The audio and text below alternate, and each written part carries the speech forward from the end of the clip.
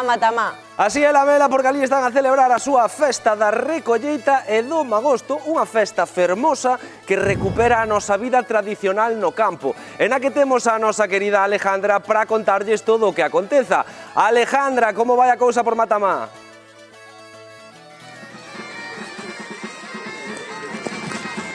Aquí metedes, compañeiros, esfollando, porque é unha das actividades principais desta festa de Matamá. Pero é que ademais temos un privilexio, porque, vou deixar isto por aquí anda un dos fundadores desta festa da recolleita, Manolo. Manolo, vente por aquí.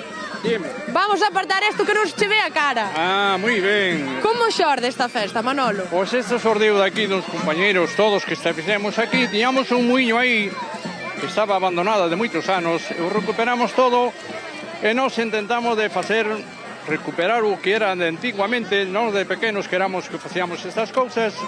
Entonces xordeu de min de facer as cousas do campo para enseñarlle aos pequenos todos, para que... E agora aquí vemos milleiros de pequenos que están a desfrutar desta tradición. Que se sente ao velos? Bueno, eu que vou dicir nada, é unha misión para min porque é unha festa moi bonita, aparte que é unha festa aquí no centro de Vigo, que non é nunha aldea en Salvatierra ou por aí. Entón, para min é un orgullo mirar estes pequenos todos, a coller as espigas, teñen aí, teñen aquí, e, bueno, isto follamos así. Que importante, é verdad, conservar as tradicións, Manolo.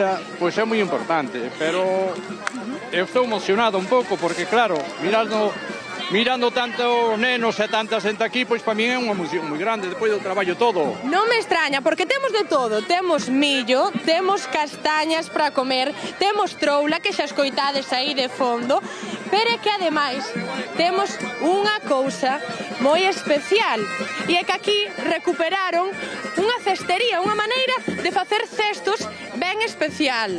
Xa vedes que non se anda ca xente que hai. Imos vir aquí xunta a Esther. Moi boas, Esther, que tal? Moi boas, moi ben. Contanos, que estades a facer aquí? Porque é algo ben especial.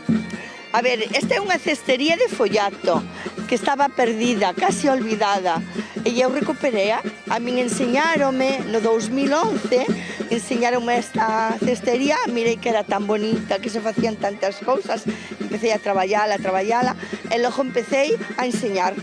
Pois xa vedes, compañeros, aquí aproveitase todo, ata as follas do millo, porque antes empregábanse para encher colchóns e agora pois empregámolas para facer cousas tan bonitas como as que estades a ver.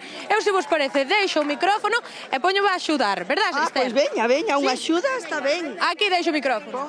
Veña, a ver, espera, dame a... Toda axuda é boa, claro, que en Garda sempre ten.